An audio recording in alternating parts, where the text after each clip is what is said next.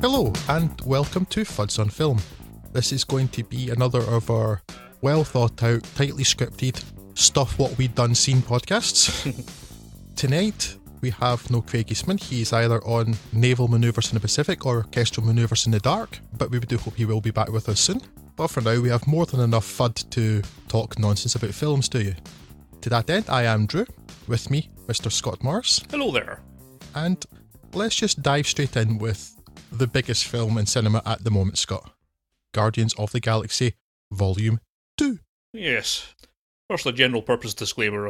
I don't know about you, Drew, but I'm solidly bringing my C- game to this podcast. So there will be at some points where I have written some very enthusiastic words about some of the films we'll be talking about, and my voice may not quite reflect that, but I do mean it. But yeah, Guardians of the Galaxy 2, the original 2014 film, received widespread praise from everyone that wasn't named Drew Tavendale, and while I wouldn't... This is true, yes, this is true. I wouldn't put it... Which is not the same as saying I didn't like it, but I just thought...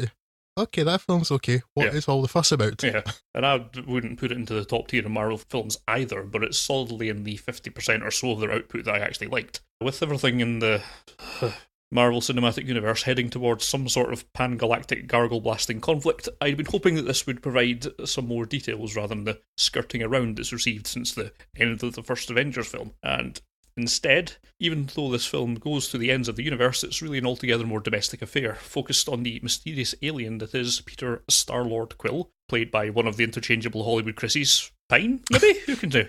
You've watched that Chris Pine video as well, then, I'm guessing. Yeah. Yes, his father, who turns out to be a planet. So, not a traditional courtship, but who am I to judge? #woke. That's very Greek mythology, isn't it? Yes. People's fathers, generally Zeus in the forms of bulls or swans or golden showers. Yes. Planet fits straight in with that mythology. Yes. Well, said planet, Ego, appears to us in human form as Kurt Russell, using some of his immense power to get the crew out of a sticky situation after Rocket's kleptomania angers a planet of weird golden people whose name I did not think worth committing to memory, or indeed looking up. Ego takes Peter, Gamora and Drax off to his homeworld of himself to explain how he came to be and his plans for Peter, which turn out not to be quite as paternal as first presented. And that's a very condensed version of the plot, as an actual recap of what exactly happens to whom amongst the various factions in the film would be exceptionally convoluted and would add next to nothing to your understanding of the film. Can I just ask a quick question? Because this was also one of my beefs with the original Guardians of the Galaxy, but Gamora's the Green Woman, yes? Yes. Yes, I thought so, because that's... When I watched the first one, like, yeah, this film doesn't really have strong women. It has a green woman and a blue woman, and yes, this was all it did. I hope there's a bit more character to this one. All the variously coloured women return in this film, so yes, the blue woman is also there. Yeah, as plots go, it seems to have been back calculated from a position of wanting to test and explore the bonds of family and friendship between the crew and also their antagonists. And it does a decent enough job of this, so Guardians of the Galaxy 2 provides a great amount of satisfaction at the emotional level. You'll just have to deal with the shoehorning that's gone on in the script to facilitate that by ignoring the logic centres of your brain for a while. Oh, that's generally a problem for me.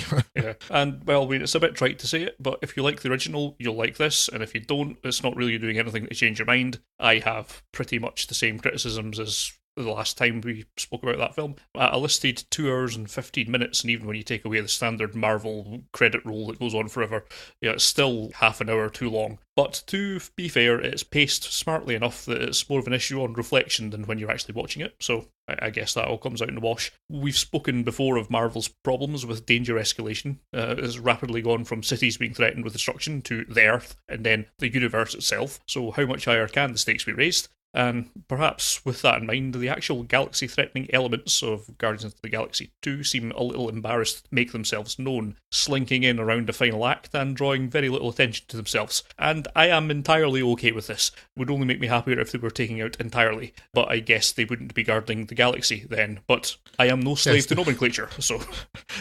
Yes, their name has given them rather a rod for their own back, hasn't it? Unless it is just about chocolate bars. Salted caramel. Guardians of the Galaxy, they are just small shopkeepers stopping chocolate bars being stolen by kiddie shoplifters. Yes. It's a considerably smaller scale, but I think it might just work. It's a bold reboot. So there's useful drama in this film to be mined from the nature-nurture elements of the relationship between Quill, Ego, and Yondu, and in what might be a first for a Marvel Studios film, I actually cared about the fate of these characters. A little bit. Let's not go crazy. But yeah, like the first, it's big and bold and colourful, packed full of nods to things I largely have no frame of reference for. There's enough stupid throwaway gags to keep me entertained. And plaudits must go to Big Dave Bautista, as while on paper it goes to his exceptionally literal, no-filter mode of speech much too often as a source of comedy. It actually worked every time, so fair play in that point as well. So it gets really much the same review as any other Marvel film. They've got the formula, and by this point you ought to know whether it's your thing or not. This again swings for the quirkier end of the spectrum, which I applaud, but it's still not really taking any huge risks. And I suppose, why should it, while the Marvel logo continues to be a license to print money? So solid, enjoyable outing, and if this is the sort of thing you like, then you'll sort of like it. Okay, yes, I think you've surmised what I said earlier. I've not seen this yet. And I did want to, because I enjoyed Guardians of the Galaxy enough to want to see it, and I have watched the original since. And actually, I think that I may enjoy this more because I have more appreciation for Chris Pratt nowadays. I wasn't really familiar with him when I saw the first one. I'd seen him as the supporting role to Jason Segel in The 5 Year Engagement. Right. And I think that was more or less it. So when I saw this guy that I'd basically never heard of getting the lead role in a big Marvel film, I'm like, okay, who are you? And it's not like I didn't like him in the original, but I don't know, he just didn't do a great deal for me. Left me relatively neutral. But having since seen all of Parks and Recreation and come to really like him, I think that I might actually get more out of the second volume than I did the first. Yeah, maybe. I'm not that I'm saying he's playing the same character or anything. I don't know, maybe more appreciation for the way he acts means I might get more out of how he plays that character. Yeah, and I don't know if it'll help or hinder it. He has toned down this quirky humour in this role. It's far more dramatic for him. He's actually holding most of the actual conflict ball for most of it. And all the actual funny bits are largely, at least, sectioned off into the supporting cast. Batista and Gamora and Rocket and Yondu and oh no, Sylvester Stallone and all that are back into it. So yeah, that's just what we were all screaming out for. Sylvester Stallone. Yes. Although, I don't know, sometimes Sylvester Stallone can turn up somewhere and give such well, I don't want to denigrate him, but ridiculous performance that somehow it makes the film better. And I'm thinking particularly now about Spy Kids 3D, where he played 3 different characters. All of them ridiculous, gurning fools, but for some reason that made that film. The rest of it was forgettable tosh, but Sylvester Stallone playing against himself was really funny for some reason. Yeah, certainly worth looking at if you're not entirely bored of the whole Marvel thing by this point. Yes, you will get some enjoyment out of it, particularly if you could stomach the first film. For the most part, I mean, it's perhaps because they are so glossy and well produced that there's a basic level of competence, at least to all of the Marvel films, that there haven't been any that have been downright stinkers, which is good. And I think the first Captain America film was really boring, but I wouldn't call it like an outright bad film. So, I mean, I think that helps, that the level of competence that it does seem to be a struggle for a lot of films. But yeah, I'll see it. I always was going to. Tell me, Scott, did you stay for the 8-hour after credit sequence Guardians of the Galaxy Volume 2 has that has about 8 different characters introduced or not? It did, and don't. That's what I want to hear, thank you. Just don't. Those things are a scourge. They are. I mean, and I suppose in this one it's actually a little bit more palatable because they do just sort of occur so frequently. It's not like you have to sit through an absolute ream of 3D artists to actually get to it, and then you just get a disappointing little 2-second clip of, I don't know, Samuel Jackson showing up and going, huh. But none of them are by themselves are really worth much, but you don't have to wait very long to get to them, so I suppose that might change the calculus a little bit. And the credit sequence at that part is, quite entertainingly animated as well, so I suppose I don't regret doing it as the way that I have done for, well, the few Marvel films at the start that I had them before I wised up and just went and watched them on YouTube later on. Yeah, I basically did that around about the time of X-Men The Last Stand, because they started a long time ago, actually. That's true, isn't it? It's not worth it. Yeah. The big problem is, though, is that scourge has basically bled over to everything else. So, despite the fact that, for instance, the DC Batman films, like the new ones and Suicide Squad things, I believe none of them have them. Yeah. Everybody expects them, stays in the cinema for them. Yeah. And then you get to the end, it's like, oh. And then I suspect I'm not the only person who's at least had the momentary thought of, what are you doing not having it? You made me say, oh, no, wait, no, that wasn't your fault. That was mine and Marvel's. Yeah. It's always a bit of a culture shock when you go back to films from, I guess, like the 20s and 30s where all the credits are at the start and then you get to the end and it just ends. It's like, wow, yes. what is this new universe? I love it. That lasted up until the 1970s, really. I mean, look at the Italian show, which is the end of the 60s, all the credits are at the start. And it's like, of course, you couldn't do that now because you would have about 3,000 visual effects artists and it would be half an hour before the film began. Yeah. But yes, it's nice when they just stopped. I mean, occasionally you'll get an entertaining final credit sequence. You get something like a Wayne's World or a Ferris Bueller's Day Off where kind of the action's continuing in it and it's still funny. Or something that's like the end of WALL-E, which has sort of an animated story happening with different art styles too, which is quite interesting. Not really any reason to stay particularly, but that's okay. And you're not waiting for the reward. That part is the reward itself. But when you're basically sitting through, without any exaggeration, 10 or 15 minutes of white text and black background of just some names that are of no meaning to you and there's no relevance to you reading them, hard as that person may well have worked in the film, for an audience member it's not relevant. Just to see 30 seconds of a character you've probably never heard of because you don't read all of the comic books obsessively, what's the point? I just wish they would stop it. I will allow it only if it's a Jackie Chan film and it's shots him injuring himself previously injured in the course of duty. In fact, I think every film should have that, regardless of whether or not Jackie Chan's in it. That was a Jackie Chan film, yes. Yeah. It's one of the few things missing from Citizen Kane, isn't it? Jackie Chan randomly falling out of a helicopter and bouncing off Orson Welles. At no point after the mystery of Rosebud is finally solved and the sleigh gets chucked in the fire, at no point does Jackie Chan break a leg. It's people call Orson Welles a genius, but he didn't see that coming, did he? No. You see, it's not a perfect film after all. You can always improve it. I would allow a slight variation. We could have at least had the end of Jaws with the shark grievously injuring itself several times. I feel we're straying from the topic at hand, but I don't really have anything more to say about Galaxy of the Galaxy 2. So I guess we can... I don't know where you're getting that idea from, Scott. I think I'm out of it. This is bang on message. Yes, we're laser focused. So let's focused by a drunk person, but focused anyway. Yeah, laser focused in entirely the wrong direction. So that's our ramble about Guardians of the Galaxy 2. What did you make of it? So some feedback from the Twitters, Perpetual Dumb Machine at Blake Wrights on Twitter. Good to hear from you again. Guardians 2, it doesn't push the envelope much beyond the first, but it still tastes good, and at least the villain's not a placeholder. That is true. It is a villain. That was a big beef I had with the original one. Was Lee Pace as Ronan in that first film. It was just so awful. Yeah. And dead. It was not an interesting character at all. Yeah, whereas this, it's a rather more unusual villain, but I certainly felt more involved and invested in how it wound up ending. So yes, it certainly wins on that regard. And Stephen Nelson at Scott's Actor on the Twitters again. And welcome back. He's biased, but Guardians of the Galaxy 2 was cracking in IMAX 3D. Not as funny as the first, but possibly a better film. To quote KG, Rooker is king. Rooker, of course, being Yondu. I think KG is Kenny G, the long-running sax irritant. I was wondering who KG was when I saw that tweet. Yes, probably Kieran Gillen, who's the Blue Woman, if memory serves. Not to minimise her role, but Nebula, is it? I think Nebula. That sounds about right. I really wish it was Kenny G. Just because I quite like your description of a sax irritant, and that could be an opportunity to try that out again at some point. When it comes up to the next reboot, we'll pitch it. Only a matter of time.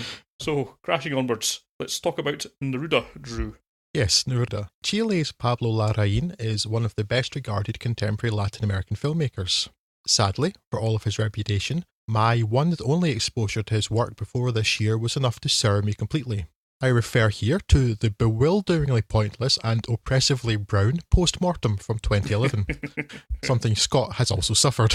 However, I have been tempted to give the director another opportunity this year, first with the sterile but effective Jackie, and now with Neruda, Larraín's second collaboration with one of my favourite actors, Gael Garcia Bernal. As you may have guessed from the title, Neruda is a biopic, well, biopic-ish, of the legend, more of that later, of the legendary Chileno poet and politician Pablo Neruda, played by Luis Gnecco. After communism was declared illegal in Chile in 1948 by President Gabriel González Videla, long-term Larraín collaborator Alfredo Castro, the bourgeois comunista must go on the run, trying to keep one step ahead of Gael Garcia's fictional police chief Oscar Peluchino, until he can finally slip over the border into Argentina. The poet leads the policeman on a merry dance throughout Chile, slipping his party-provided bodyguards, recklessly exposing himself and taunting Peluchino with both his proximity and by leaving behind crime novels for the policeman to find. Of course, Peluchino doesn't want to actually catch Neruda. The appearance of a pursuit and the besmirching of his name and reputation is all very well, but the president would have a tricky situation on his hands where the poet apprehended because the imprisonment of a world-renowned artist on the grounds of "quick, look over there," can lead to all sorts of awkward questions. Fortunately, Peluchino, while not quite Inspector Clouseau, is pretty useless. But isn't he just? And catching Neruda is not something he ever seems in danger of doing. Especially not when, after being absorbed by the poet's work, he has an existential crisis and decides that he only exists as a figment of Neruda's imagination. Feel free to swear here, should you wish. I certainly did. Neruda takes a considerably different path from many biopics in that, far from being a celebration of the subject, or a straight-up hagiography, it's really almost more of a hatchet job. Larraín seems to have taken this opportunity to examine his homeland's most famous son and declare him a total wazik. I am curious as to how this approach played in Chile. While his leading man is Mexican and can therefore escape most of the backlash, should there be any, Chilenos Larraín and Gnecco may be in for a difficult time. However, I rather suspect I'm missing something here. A greater familiarity with Neruda's life and work than none at all would, I imagine, help immensely. While I have my doubts that I would enjoy it anymore, I do think that a second viewing with greater foreknowledge would be beneficial. As an example, the opening scene, where the Menchu rhinos and the Chilean Senate are one in the same room, I clocked immediately as a nod to the surrealism of Luis Buñuel, whereas the artifice of the rear projection during driving sequences threw me completely, until I learned afterwards that Larraín is a big Hitchcock fan, whereupon it clicked. For a film about a Nobel Prize-winning poet, there is surprisingly little poetry in the film. One piece, Poema 20, Puedo escribir los versos más triste esta noche, Tonight I can write the saddest lines, is repeated multiple times, which to me, again, seems, and I am putting a notice here that I may have completely misread this, but again seems like an attack on the poet. His constant return to a much requested piece in order to please his audience and receive their adulation seems like a bit of a extra piece of character assassination, quite frankly, that the filmmaker doesn't seem to have a particularly high regard for Neruda. However, it is yet another recitation of this famous poem that leads to one of the film's few truly emotional scenes, when we are shown the effect of both poetry and poet on a club singer. But, and at the risk of disappearing up my own bum, I have the feeling that Neruda's art can be seen in the film's structure much more so than in dialogue. As to the dialogue, it's interesting and at times witty. Neruda also looks remarkable. Director of photography Sergio Armstrong has created a very appealing look which verges on being painterly at times. The sequences in Valparaiso come particularly to mind. While it would be pretty easy to dismiss this as pretentious twaddle, I actually found myself reasonably well entertained despite my lack of understanding and my surprise that the film's subject was such a prat. Far less of that is due to Garcia Bernal than I expected. He's engaging and brilliant as usual, but it's not his best performance, and, while it fits with the film noir elements of the piece, his voiceover, always one of my least favourite storytelling mechanisms, is largely unwelcome. Rather, it is Luis Gnecco as the titular poet, for all of the character's shortcomings, who commanded my attention, and his recitation of the poem I mentioned earlier is hypnotic. I have read it several times since, and I can now only read it in the same way he delivered it. Also importantly, it's not post-mortem. Though obviously this film could benefit from an incredibly long and deliberate barrier building sequence, as indeed all films could. But would I recommend anyone watch it? Good question. Can I get back to you on that? At least that is, unless you'll accept as an answer. It did, however, encourage me to read some of Neruda's work, and for that I was immediately grateful, even if it did emotionally ruin me, and perhaps that alone is enough of a recommendation. So we found the two things that most films need to improve themselves. It's Jackie Chan, outtakes of him getting brutally injured, perhaps while building a barricade. That would be the absolute zenith, wouldn't it, Scott? Yes. I knew absolutely nothing about Neruda going into this, apart from it was well regarded generally, as I gather. And I really don't know all that much about Neruda, and to be honest, I don't really know all that much about chili, right? And for 15 minutes, I was pretty much baffled by what was going on here, and I didn't really understand what was going on. And then it suddenly dawned on me, it's like, you're a clever film. And that can go one of two ways. It can either become very, very bad or very, very good. And I'm surprised that we've sort of have a different experience with this, because you normally don't, but I absolutely loved Neruda. Now, I'm not claiming I can make a lot of sense of it, but it has a sort of hypnotic poem-like quality where it's the kind of the structure and repetition of it, and the kind of strange artifice, and the way that it looks, and the way that it almost looks like it's been entirely done as an Instagram filter. There's lots of just nice things in here. I think I absolutely loved it. Even if you don't really know the exact references that are going on, you'll probably get enough of it just from your general film knowledge, and to kind of see where they're coming from with a lot of these things. And so that Hitchcock thing I mentioned, I kind of felt a bit stupid after I realised. I was like, because I was more like, that rear projection, is it meant to be a nod to the era, or is it about the artifice, which is what I think in the end it is? Yeah. Or is it just, was it a budget thing? Did they have to reshoot that, and that they couldn't refilm the actual driving scenes because it's not there in all of them? And it was driving me crazy. And I read the Hitchcock thing, and then that sort of clicked too. But then I thought, but maybe I should have recognised that when I was watching it. So I kind of felt a bit silly, but sorry. Please carry on though. I don't really have a lot of particularly good words to explain why I like this so much, because it does a lot of things that on paper I would have had the experience that you had, which was to be either slightly irritated or nonplussed by them. But it just seemed to work for me. I think mainly it is because of that central performance, and that can carry a lot of weight. It's almost like I appreciate it on the level of a really good David Lynch film, where it doesn't really need to make sense. It just needs to hit the proper emotional beats and drive through with enough force that you can get over the fact that it's just weird. And that's the closest thing I can think of to kind of explain why I liked it. It's just quite cleverly done. It's all very arch, and it treats you as though you have some level of intelligence, which I like for a change. When I was watching, I did enjoy it. But I didn't know whether I could recommend it to other people. But I couldn't, I'm not sure at the time I could say why, and I wasn't sure how much I was enjoying it, but I was enjoying it. I've basically not stopped thinking about it in the week since I've seen it. Yeah. And even today, when I was writing the notes to prepare for this, I'm thinking, oh, that was actually really good. This is why I do want to give it another watch. But yes, and you're spot on too, like you're saying, you're a clever film, because clearly Pablo Larraín is a very intelligent person. Yeah. But again, that can go one of two ways. It can be really sort of supercilious and pretentious, or it can just be either I don't have the knowledge or I don't have the intelligence to fully appreciate this. And I'm certainly hoping it's the knowledge thing, because that I can learn and then apply that to the intelligence I have and appreciate it better. But yes, it's definitely not for everybody though, because it doesn't have a sort of traditional narrative. And I don't know what I'm trying to say, other than, yes, I've interrupted you again, because apparently that's my job here.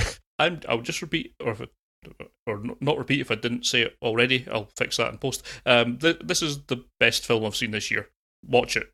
It's definitely not for everyone. I'm going to recommend that everyone watch it, because it's only 2 hours. Come on, you'll either won't like it, or you'll think it's the best film you've seen all year. So go on and try it. It's good. If you care enough about films to listen to a podcast about people talking about films, you're probably going to like this. You're probably the target audience for it. So yes, go and watch it. It's good. Yeah, really good. It turns out though, honestly, now that I think about this more, I also think that I wasn't giving this film the attention that it deserves. Again, not because I wasn't enjoying it, but because at the same time, there were sort of two kind of concurrent problems. One was that the subtitles I have for this read better than Google translated subtitles, but not by much. So, I mean, I don't know if you had the same problem, but I could hear what they were saying, because I've been last couple of years learning Spanish. So I'm listening to them, and then I'm trying to fix the subtitles at the same time in my head. Because like the problem is that in Spanish, the pronoun for his and her is the same, and also for like you formally, and for also another person over there, it's Sue, and like they were always like almost every time those were used wrong. So I'm finding myself, I'm correcting this to try and make it make sense while listening, and I'm also trying to practice Spanish. I'm trying to not rely on the subtitles and see if I can hear what these people are saying. And it turns out Chilenos don't pronounce like 50% of the S's in their words, and that's really infuriating. Speak Spanish properly so I can understand you. Yes. Most of the time by context I know what word they're saying, therefore I know they're dropping the S. And some people in Spain do the same actually too, but when I wasn't sure and it's thrown me and I'm like, and I know the subtitles aren't always right. So part of the problem I think generally is that maybe a third of my attention was on something that wasn't to do with the content of the film. But that aside, certainly I would want to watch it again. Really, when I was writing the notes for this, I was thinking, I realised I liked it a lot more than I thought I did at first. Again, sometimes, films just take a wee bit of time to settle in. Yeah. And if nothing else, really, it encouraged me to start reading some of Pablo Neruda's poetry. And it's pretty powerful stuff. Yes, but I do need to find a recording of Pablo Neruda reading that poem, the Puedo escribir los versos más tristes esta noche, because I want to know if he did read it like that, because if he read it like that, it's how it's meant to be read, but it's coloured everything. Yeah. It's a bit too... sullen's not the word, but it's a bit too downbeat to be sung, but there's that kind of quality to it when Luis Gnecco's reciting that thing. It's got a sort of chant, like, religious-y kind of tone to it, isn't it? Yeah, because he goes, Puedo escribir los versos más tristes esta noche. It's like it's a mass, kind of Catholic mass. It's like Gregorian chant or something, and it's strange.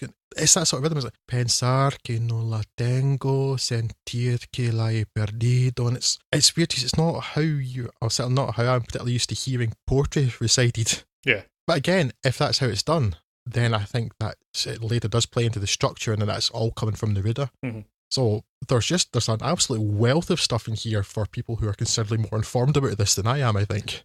But it has at least given me the desire to want to be more informed about this. That's never a bad thing. Speaking of someone with no information whatsoever, I still enjoyed it very much. So yes. Take of that what you will. Yeah, I just had all these competing things going on in my head too, I think. Don't turn it into homework. That's what we're saying. Yes.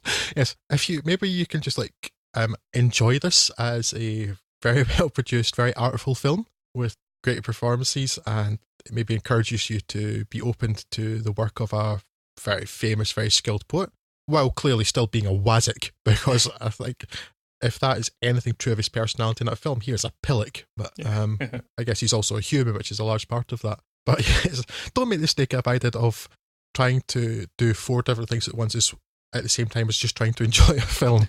Yes, Scott's right, don't make it homework.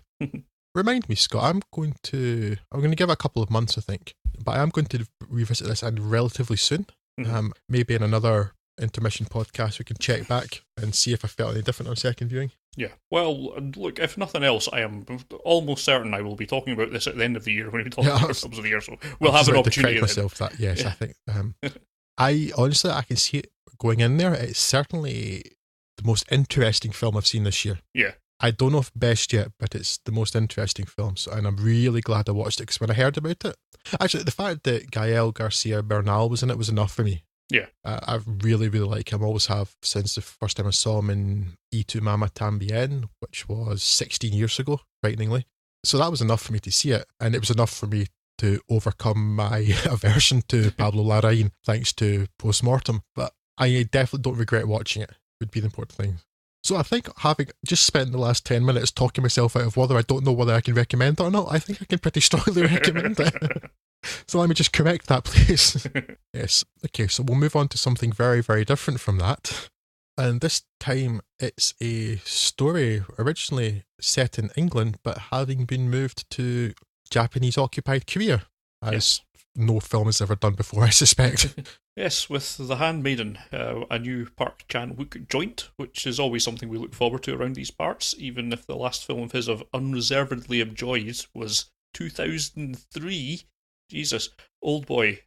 Ooh, that's a long time. Yeah, and it's more recent stuff. Well, I don't think I've ever hated any of them. The likes of Stoker and Thirst fallen a little bit flat for me. Again, I wouldn't know if I would use the word hate for Stoker, but I'd be pretty close to it.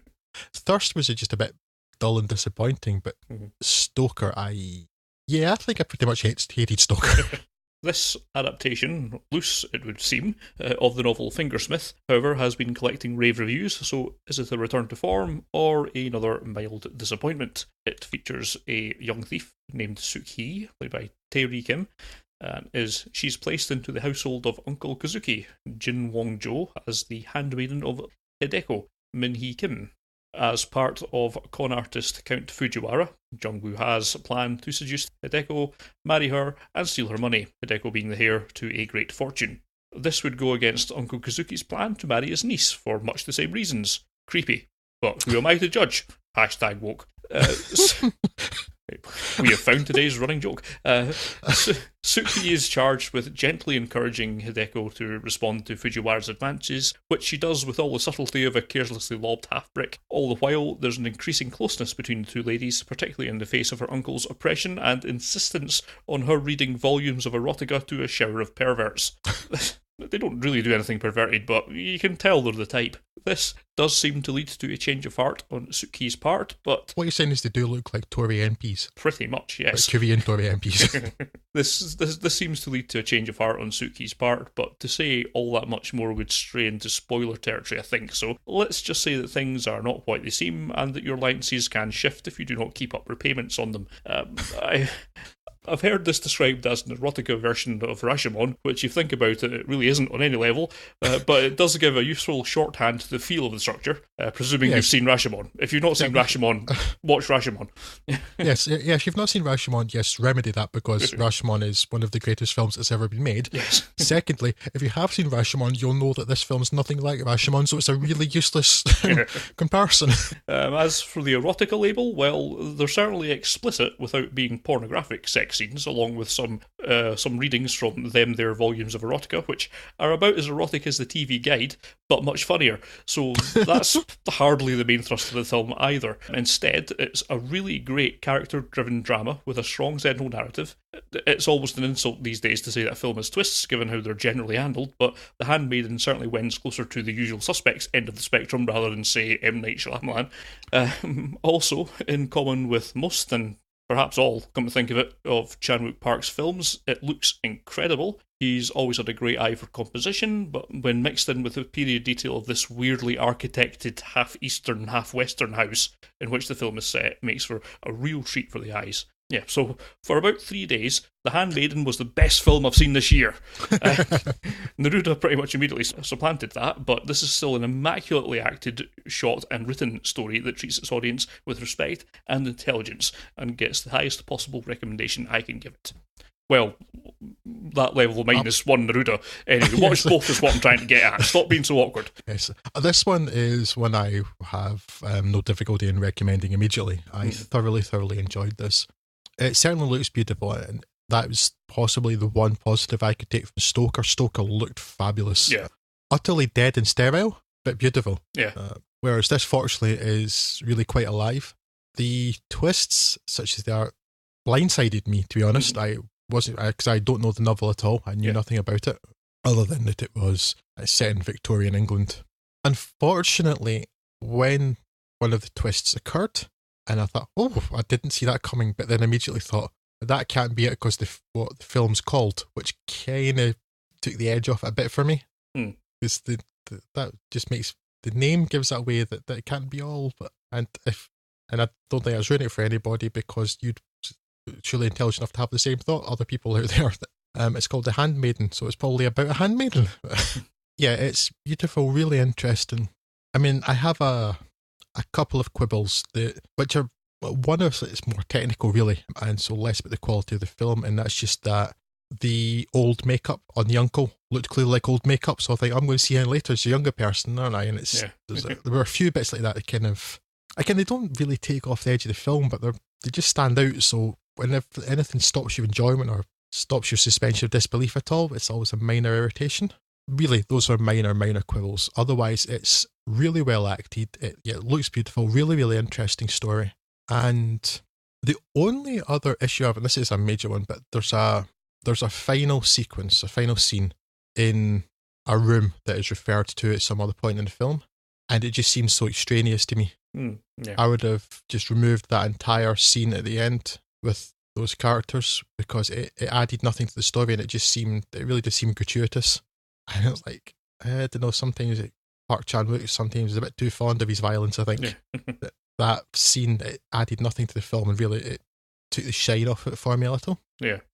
I think I've fairly successfully skirted around giving away anything there. There's a scene at the end that I don't like, which is enough to say. Otherwise, yes, it's excellent. I thoroughly enjoyed the film, and I don't know why I've got this questioning tone in my voice. It's excellent. Watch it. It's all I want to say. I add too much more to what you've said, Scott. So I agree with it all. Good. So we'll crash onwards to, I think it's safe to say, rather more disappointing fare. Assassin's Creed, Drew. Movie adaptations of video games. Where would we be without them? Well, artistically, considerably better off for a start. They really do get a bad rap though, don't they? And that's not fair. Think of all the good ones that balance things out. There's... Or that one. Oh, nope. But at least we can all agree on... Oh, nope. Yeah, they're awful. The fact that most of the Persians are decidedly European aside, I actually quite enjoyed Prince of Persia, though I am not at all confident about the idea of revisiting that film lest I be brought abruptly to my senses. Despite this, and despite never having been particularly successful commercially, Hollywood does continue to make them, at least semi-regularly. That makes sense. Video games are a huge industry, grossing far more nowadays than the film industry does itself. And with the narrative of games getting more sophisticated, or at least bigger and longer, which to many is equivalent, there should be greater scope than ever for adapting a popular game to movie. Which brings us to Assassin's Creed, an adaptation of Ubisoft's popular and long-running, sneaky kill-em-up franchise. 15th century Spain, and Tomás de Torquemada, he of the Inquisition, and the loathsome Knights Templar are in pursuit of a magical MacGuffin called the Apple of Eden. Yes, that Apple of Eden. Which contains the genetic code for free will, which the Templars would very much like indeed, if you please, so they can put a stop to this whole humans having any choice in their lives malarkey, because it all seems so untidy and disorganised. Between the Templars and their goal stand the Brotherhood of Assassins, sworn to protect the magical mystery fruit at all costs, and their newest member Aguilar de Nera. Much fighting and dying happens, but we can assume Oli Aguilar did a bang-up job of hiding the apple from the Templars because no one sees it again for the next 500 years. Fast forward to the present day, and we meet one Callum Lynch, Michael Fassbender, who bears a remarkable resemblance to De Nera, also Michael Fassbender, about to be executed for murder. After his death, he wakes up to find himself in a mysterious research facility in Madrid, where a scientist called Sofia, Marion Cotillard, tells him that he has been saved so that he can enter a machine called the Animus and access his ancestors' memories to help her trace the whereabouts of the apple and so end violence in the world. Naturally, she turns out to be a rotter, and in fact works for the Templars, so Callum must... Sorry, I fell asleep, because, boy, is that part tedious. Tedium, in fact, is one thing Assassin's Creed has in spades. Character, plot, sense of fun? Not so much. What's the opposite of a spade? That, whatever it is how much of this, this film has. It's not all bad though. The cool blue present may offer little to stimulate. Fassbender's loud singing as a shorthand for I'm going crazy because the screenwriters couldn't be bothered to actually write anything is particularly egregious. But the warm, golden 15th century action scenes are at least fast-paced, well choreographed and reasonably entertaining. The fact that these sequences are in Spanish probably also takes the edge off of how leaden the dialogue actually is for non-native speakers. But they are more about the doing, jumping off of towers, running across rooftops, scaling walls, stabbing fools, than the saying. And that's really just as well. I can say this confidently, having played about 30 minutes of one game, but having listened to about 417 podcasts on them, that, thankfully, we are spared much of the core of the game series. Aguilar only has to find one collectible object, not 4,000 or 5,000, and he also seems to know where he's going without having to climb numerous tall buildings beforehand to fill in his map. The biggest problem of Assassin's Creed, of which there are many, is that it's all so serious. Why is nobody having any fun? It's the story of someone using a giant robot Oculus Rift VR rig to experience the memories of a person dead for 500 years in order to find a magic fruit. A fruit which, if you think about it, shouldn't exist anyway because didn't Eve eat it? And everything is taken so seriously that it kills it stone dead. The film is so sorely in need of any levity, and not the completely unwarranted earnestness with which everyone involved has approached it. Quite what a cast it contains: Michael Fassbender, Marion Cotillard, Michael Kenneth Williams, Charlotte Rampling and Jeremy Irons is doing here, beyond paying for a nice new boat, obviously, is beyond me. And poor Brendan Gleeson. The man's a genius at delivering exactly the sort of dry wit that Assassin's Creed is crying out for, and he may as well not be in the film. Director Justin Kurzel has worked successfully, very successfully in fact, in the past with Cotillard and Fassbender in 2015's Macbeth, and he does his best, and the action scenes at least have a vitality that keeps them moving before all life drains out and return to the present. But he's hampered by an absolute stinker of a script. If you manage to attract a cast and crew this good, then really you need to serve them better material. And going on about 100% of all evidence thus far, that material is best not to have come from a video game. To an extent, it's a perfect adaptation of Assassin's Creed, in as much as if you're playing it properly, not messing with collectibles, you get these bursts of intense rooftop action, lots of jumping around, lots of stabbing, lots of kinetic movement. It's all really quite enjoyable at that place, and the film has that, I think. It manages to do that. But just as soon as you get yourself all nice and into the groove with that, it goes through some interminably boring put in the present with some nonsense about animuses and with some of the dullest characters you can possibly imagine doing the dullest things you can possibly imagine, and it just ruins all momentum, and no one cares. I don't think anyone in the universe cares about what's happening in the modern day world of Assassin's Creed. You just want to do the actual fun bits. Why couldn't you just do the fun bits in both the game and in the film? That would have been so much better. I could have easily watched the whole film. I think the action scenes in this are, I think, very well handled. I would love to see an entire film that was just that Assassin's Creed stuff. The actual, Spanish Inquisition fighting and all that stuff. That was a high point for me. I enjoyed that, but that's only about a quarter of an hour of a 2-hour film, the rest of which is a dirge. I said I only played about half an hour, maybe an hour of one of the games. I think it was Assassin's Creed 2, but I generally have no memory of what it was. And everything else I'm going with what other people have told me about it. But what I do remember watching this film is that Craig told me once that in one of the Assassin's Creed games, you fight the Pope, and that's like, I would have watched that all day long. Hand-to-hand combat with the Pope dying, obviously, for preference, but I would have watched that all day long. But they could have done with so much more of the action sequences, because those were the entertaining parts, and they are so few and far between. Yeah, absolutely. A crying shame. You could have, if only you'd focused on the actual decent bit of the film, the game, and made the film out of that, then yeah, I'd be on board with it. I think there's a good film in there waiting to get out if you could just extend those, quarter hour, maybe 20 minutes to the whole feature length thing. But yeah. The animus part, all the present day stuff, in fact, adds nothing. And it'd be bad enough if it were just boring, but it's boring and nonsensical because, let's set aside the technology part of being able to see your ancestors' memories somehow, right? That's the magic of this film, right? Okay. But it's just that, for instance, when Michael Fassbender is killed by lethal injection and wakes up not killed, which is convenient, doesn't really ever seem to question it much. And then Marion Cotillard's character Sophia says to him, yeah, we're now going to put you in this magical machine. She tells him all these other things, and basically Callum's response is, yeah, okay then. Seems legit, yeah. He doesn't seem to have any questions about anything. Yes. He doesn't seem curious about the fact that he's more or less in a prison and there were lots and lots of other people in there with him and they quite clearly can't escape. Yeah. Apparently he's just swung by the fact that it's an open menu, which is a really, really weird way to say you're allowed to order anything, they'll cook it for you, but well, I'm going to have a steak then, that's his one bit of rebellion. All of the present day stuff, which unfortunately is most of it, drags so much. Yes.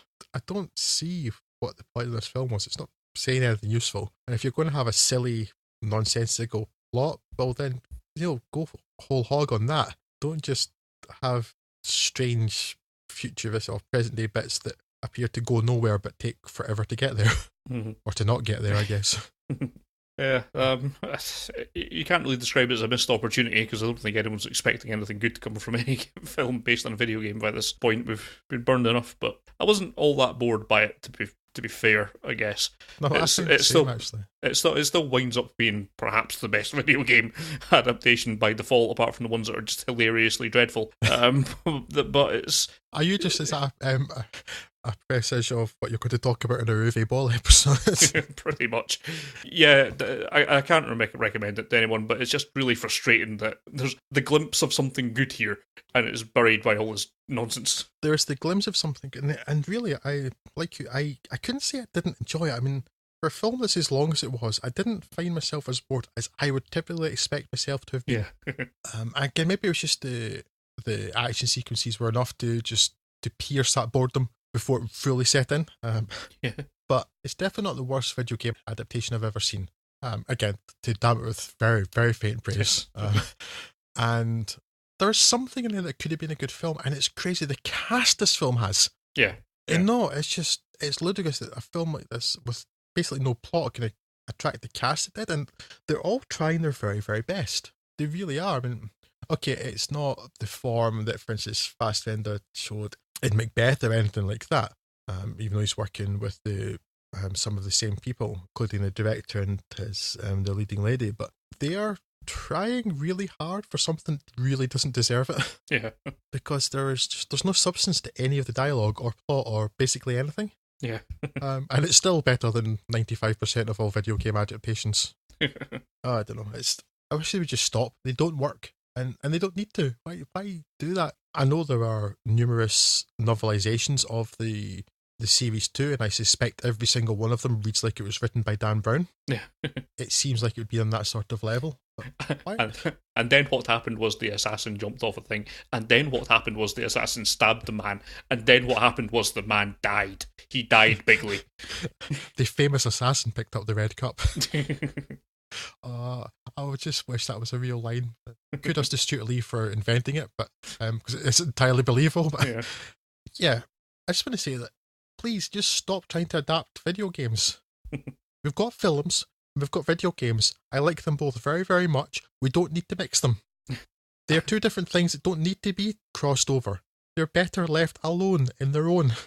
I'm just checking something. I heard someone making a Pac-Man adaptation, and I hope that's wrong. Scott, I noticed on the front page of IMDb yesterday that there's going to be a film called The Emoji Movie. Yes. Patrick Stewart is voicing a poop. I really thought that we'd basically scraped the bottom of the barrel with the Angry Birds movie, but it turns out that it's bottoms of the barrel all the way down. Yes. Just to cap off Assassin's Creed, which is what it deserves, really. Leslie Tavendale, I don't know who that is. Do you? I don't know. Hello, Leslie. I'm at Nibley_81 on Twitter. Watched Assassin's Creed, and it was utter rubbish. Yes. yes, it was. Enjoyed the games and was hoping for so much more from the film. Yep, yes, largely the same. As I say, I've given up hope he's ever been good, but as I say, frustrating that you see elements that could have been good and they fluffed it. I mean, yes, I think that we were a bit different from a lot of people in that we at least found Warcraft reasonably entertaining. And again, Warcraft isn't something I know nothing about the games of, but I mean, it helps, I think, in both cases here that you have a quality director. Yeah. There's Duncan Jones that we are big fans of, and then Justin Kurzel here, who certainly from Macbeth seems to be a very, very talented man. So I think if you've got not just your usual hack, so, not Uwe Ball, that helps a lot. But if you don't give them a decent script to work with, you're just lost. And it's the script that's lacking in most of these, I think. Yeah. I was about to say maybe one day we'll see one, but no, I go back to my earlier statement or request of please just stop trying. I have both devices for playing games and devices for watching films. Often they're the same device, but I can do the two different things and I don't need them combined. Yeah. I have both the time and the desire to do both. Please stop mashing them up. Right, so we will round out this episode with Paterson, the other episode in this episode's catch-up corner. Yes, and our second poetry-based film, curiously enough.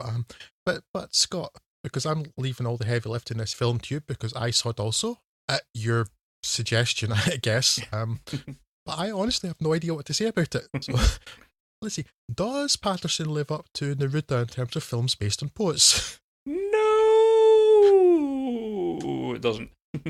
I hadn't really paid a lot of attention to Paterson in 2016, but it showed up.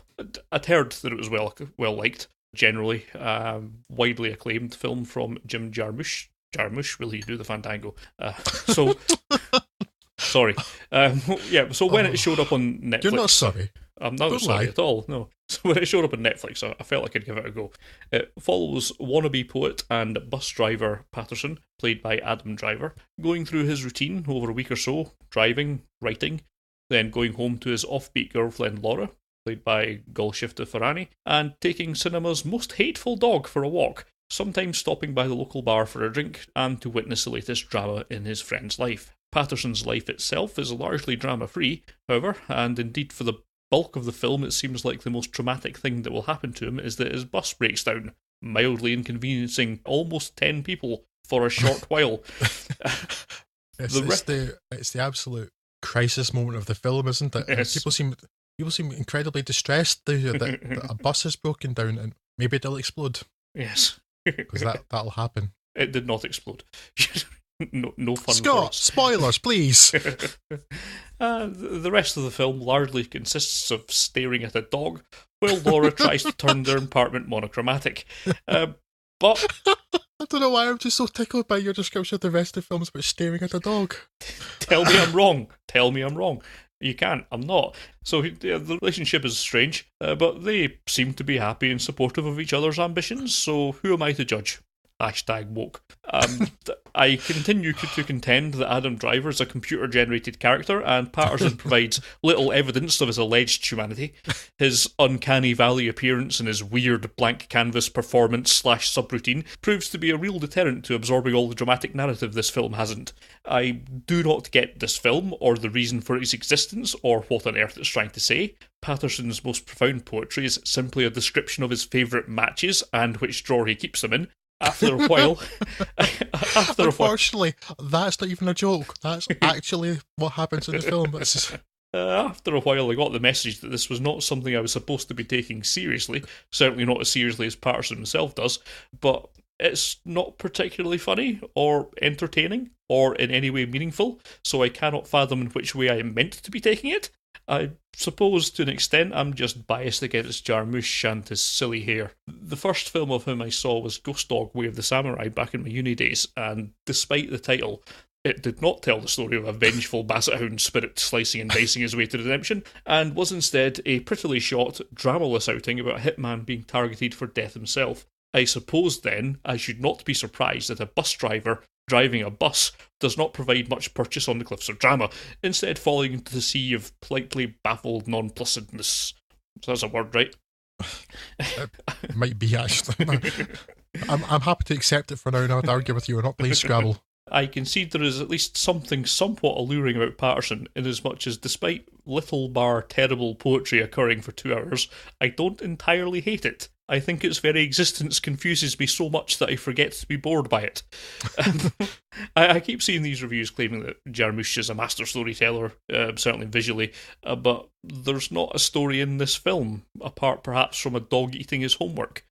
A strange little film, and it appears to have very little meaning to it, and it's not very entertaining.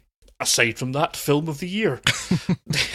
Yes, Paterson is a strange beastie. I had not heard of it at all until you said to me, have you seen Paterson? It's really, really weird and strange and terrible and you should watch it. And so I did. And the best thing I can say about it is probably that I don't hate you. Which is, means it can't be entirely awful. No, it's not the sort of film where it could generate that sort of thing. I'm just largely baffled. I know we seem to say this a lot, maybe it's because we're getting old and hurtling rapidly towards the grave. We don't want our time wasted, but it's too long. It's an awful trend of late, but it's definitely too long. Completely bewildered about both the point and existence of Paterson. They have a strange definition of poetry to work from, and I know poetry can come in lots of different forms, but at least it's generally meant to have some sort of rhyme scheme or meter, or at least some sort of emotional meaning. Any one of those things, or maybe all together. Paterson largely just seems to write statements. Mm. Here are some matches, these are my favourites. That's neither interesting, emotional, or has any scansion at all. It's not poetry, it's just a basic sentence you wrote about some matches. When you start talking about poetry and translation later on too, and you have a poet from another country, or a poetry fan from another country coming in, and it's like, they seem to be, are you really talking, going deep diving into what poetry means, or are you just pulling our plonker here, it's strange. I mean, because, for instance, to break it down, Scott, what happens? Who are the characters? They are some people, we learn nothing about them, apart from one person's a bit mad about black and white stuff. What happens? There are some people. There we go. Who are the characters? Some people. What happens? There are some people. And a dog. Yeah, it's not like this is a universal portrait of working class life or anything like that. It's just a little series of vignettes about someone writing crappy poetry. Yeah, man. It's got 95% fresh on Rotten Tomatoes. Yeah. I am just generally puzzled by the film, because it's the one way you could approach this. You could be really sneering or ironic about the characters, particularly Paterson. Say he's this kind of working class guy with delusions of grandeur, thinks he's an artist or something.